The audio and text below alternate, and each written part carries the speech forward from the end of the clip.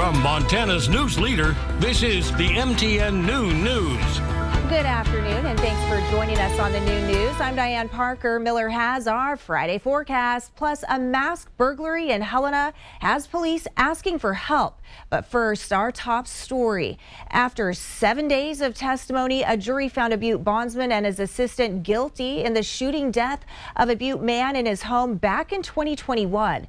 Butte bondsman Jay Huber and Nicholas Jagger were both found guilty of aggravated burglary. Jagger also found guilty of deliberate homicide, and Huber found guilty of deliberate homicide by accountability. The jury found both responsible for the shooting death of William Harris in his home on Main Street in December of 2021. Huber recruited Jagger to assist him in picking up a man wanted for skipping bond who was staying in Harris's home. The pair entered that home without permission, and Huber started struggling with the man he was trying to arrest. Harris demanded the man leave his home. Now, in that chaos, Jagger got Huber's gun and fatally shot Harris twice. The shooting was not determined to be in self-defense. Montana's Superintendent of Public Instruction is under fire from a bipartisan group of state lawmakers. MTN's Jonathan Ambarian reports. Over 2 days last week, members of a Montana Legislative Interim Committee said they heard testimony that raised concerns about how the Office of Public Instruction is implementing several laws that came out of the 2023 legislative session. And they voted Wednesday to send a letter to Superintendent Elsie Arnson emphasizing those concerns. And once again, if we are to assert ourselves as a legislative, as a separate branch of the government, I think this demands a response. The Education Interim Budget Committee voted 6-2 in favor of sending the letter. During Wednesday's meeting, lawmakers said they saw a pattern of bills that OPI's legal staff was interpreting differently than the legislature's counsel and other attorneys, including bills dealing with school choice, literacy interventions, and school data. They said the impact was consistently to delay implementation of programs. I've kind of lost confidence that these bills are going to be able to do positive and good work for students, because we continually find ourselves here. The letter also said OPI had in some cases failed to provide school districts with clear and timely guidance. Arnson did not attend the meetings, but her chief legal counsel did, and said OPI has worked hard to give good guidance, and that they are trying to follow the language in the laws as they were written. He also read a statement from Arnson in response to the committee's actions. In it, she called it, quote, a political persecution, and said she was being attacked for being conservative. The legislature must stand by its words. Relinquishing law writing power for convenience would be a slippery slope. We have seen where this leads nationally. Agencies are unresponsive to the rule of law. Montana does not want an administrative state. Arnson was elected superintendent in 2016 and 2020. She couldn't run again this year because of term limits and is currently running for the GOP nomination for Congress in Montana's Eastern District.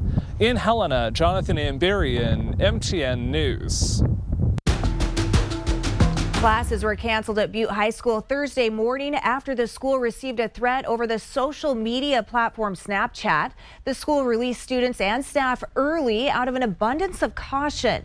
Police responded. They found no credible danger. The superintendent says the Snapchat threat was generated out of state and a Washington state school was the target. Three Forks schools received a similar threat that law enforcement say was also not credible. Helena police are asking for your help identifying suspects in a downtown burglary. Pay close attention to these pictures now. On March 3rd, 3 people forced their way into Wayne Miller coins. Police say the suspects made off with an undisclosed amount of coins. All 3 were wearing masks and gloves, and 2 were wearing a black beanie cap with an O or 0 logo. Police say they fled in a gray car similar to a 2020 Chrysler Pacifica. If you have any information, call Crime Stoppers.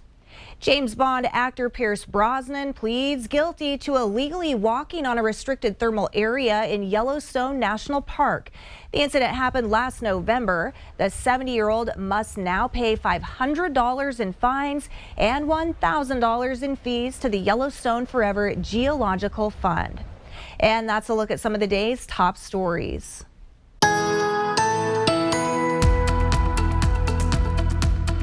Happy Friday, everybody. Ooh, TGIF as we cruise into the end of winter, the final weekend of winter. For some of us, it's going to be very, very nice. We'll take a look at that in here in just a second. First off, what's going on across the U.S.? The Four Corners region, heavy mountain snow into the weekend.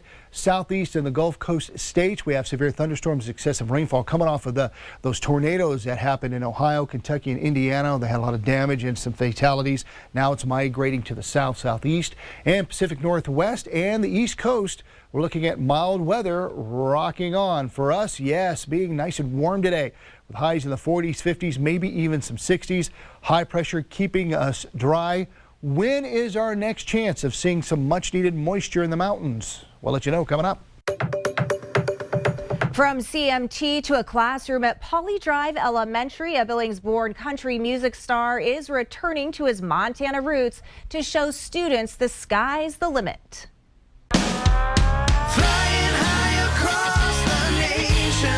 These 4th and 5th grade students are certainly flying high after a VIP-style Q&A session with Austin Martin and the Herd, known nationally for its country drunk song, hitting CMT airwaves and its catchy country style with a hip-hop attitude.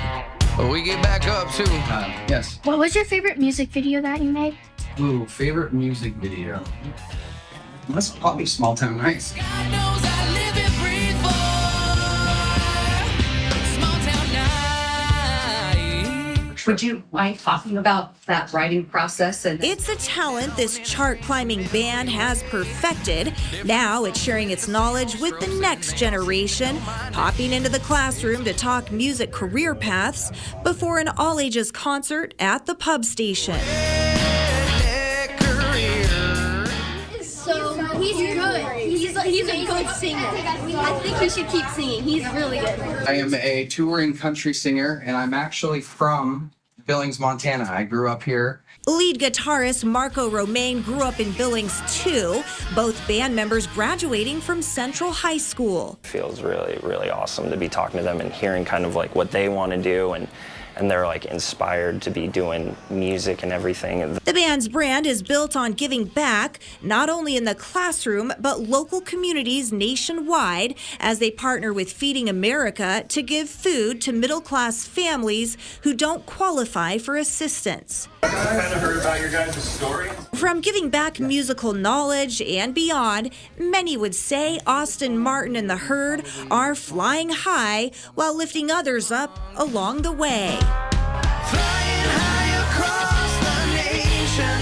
I thought that it was really cool that he's done a lot of tours. I want to be the next Taylor Swift, and I know that doesn't just happen overnight. I really like music because it makes me happy. 5th graders are so influential, and so this was a great opportunity for them to come and listen to someone who has made it in the music industry. Austin Martin and the Herd perform tonight at the pub station in Billings. Doors open at 7. Now, if you'd like to help the band with its Feeding America efforts right here in Montana, go ahead, scan the QR code on your screen.